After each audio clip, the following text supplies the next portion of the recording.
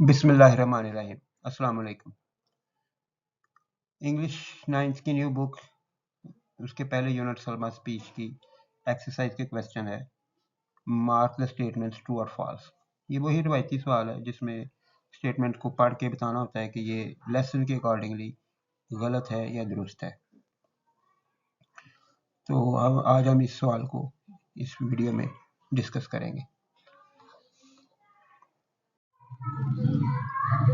बिस्मिल्लाहिर्रहमानिर्रहीम। क्वेश्चन है mark the statement true और फॉल्स। तो नीचे 5 स्टेटमेंट्स हैं टोटल बुक के अकॉर्डिंगली। हम उनको बारी बारी देखते हैं।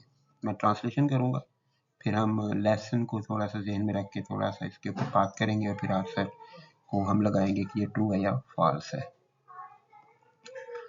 तो फर्स्ट है जी, entrepreneurship is exclusively about starting a business.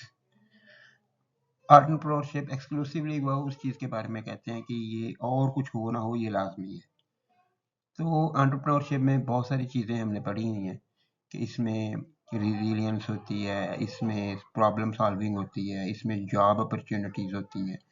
ये सारा कुछ होगा या ना भी हो, लेकिन जो चीज़ लाजमी है वो एक बिजनेस का स्टार्टअप है। ये इस स्टेटमेंट में लिखा हुआ है।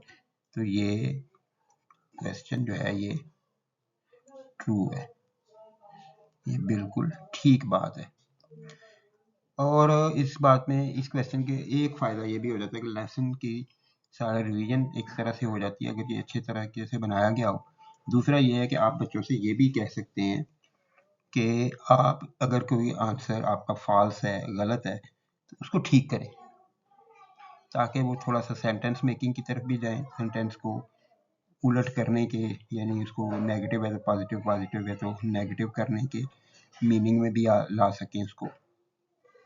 तो सेकंड स्टेटमेंट है, the speech suggests that entrepreneurs play a minor role in economic development. ये तकरीर ये बता रही है कि जो एंटरप्रेन्योर्स हैं वो इकोनॉमिक डेवलपमेंट में एक छोटा सा माइनर रोल, छोटा सा किरदार अदा करते हैं। तो क्या ये ठीक है? हम तो पढ़ते हैं कि ये जो एंटरप्रेन्योर्स हैं वो माशरे में इनकलाब ले आते हैं, उल्ट पुल्ट करके रख देते हैं चीज़ों को। तो ये फिर माइनर रोल तो नहीं है, मेजर रोल होगा।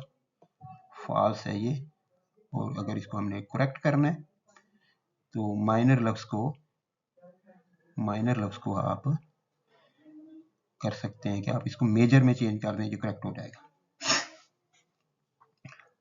स्टेटमेंट नंबर 3 है, Apple, Google and Amazon are cited as examples of companies that didn't just create jobs but revolutionized entire industries. कि एप्पल, गूगल और अमेज़न जो है वो एक हवाला दिया गया है कि वो मिसालें हैं ऐसी कंपनीज की जिन्होंने सिर्फ मुलाजमतें नहीं बनाई बल्कि पूरी इंडस्ट्री को, पूरे कारोबार को, सनत को में इनकलाब बर्पा कर दिया, वो उलट कर दिया, चेंज करके रख दिया। तो लेसन के अकॉर्डिंगली ये बात ठीक है, इन्होंने हमारी लाइफ चेंज कर दी है, हमारा लाइफस्टाइल चेंज कर दिया, बहुत बड़ा चेंज होता है, ये ट्रू है। और अब फोर्थ है, resilience is considered a hindrance in the entrepreneurial mindset. हाँ जी, कारोबारी सोच, एंटरप्रेन्योर माइंडसेट, कारोबारी सोच में रुकावट माना जाता है जी रिजिलियंस को। रिजिलियंस हमने पहले भी पढ़ा हुआ है, ये क्वेश्चंस में भी डिस्कस हुआ है कि ये एक ऐसी खूबी है कि आपको नाकामी होती है और फिर उठ के खड़े हो जाते हैं मुकाबला करने के लिए। तो यहाँ पे इन्होंने लिख दिया है कि ये कारोबार के मामले में ये एक रुकावट है, तो बिल्कुल गलत है, ये गलत है, ये इसको हम फॉल्स मार्क करेंगे। और फॉल्स किस लफ्ज़ की वजह से हो रही है? ये हिंड्रेंस की वजह से, कि रुकावट नहीं है, आप इसे इम्पॉर्टेंट फीचर कह लें कि वो एक इम्पॉर्टेंट फीचर है, एक अहम चीज़ है। अगर नहीं होगी या मुकाबला करने की ताकत ही नहीं है, आप में वापस आने की ताकत ही नहीं है, तो कैसे मुकाबला करेंगे? फिफ्थ है, the electric car is presented as an example of entrepreneurs responding to the environmental challenges. Lesson के लिहाज से इलेक्ट्रिक कार का बताया गया कि जी एनवायरमेंट जो चैलेंज आते हैं या चेंजेस आती हैं कि माहौल ख़राब हो रहा है वो पेट्रोल वगैरह बर्न होने से, तो उसका एक मिसाल के तौर पे दिया गया कि इलेक्ट्रिक कार एक ऐसी इन्वेंशन है कि जिन्होंने भी बनाई है उन्होंने ये जहन में रखा है कि ये माहौल को ख़राब नहीं करेंगी। तो लेसन के मुताबिक ये बिल्कुल ट्रू है।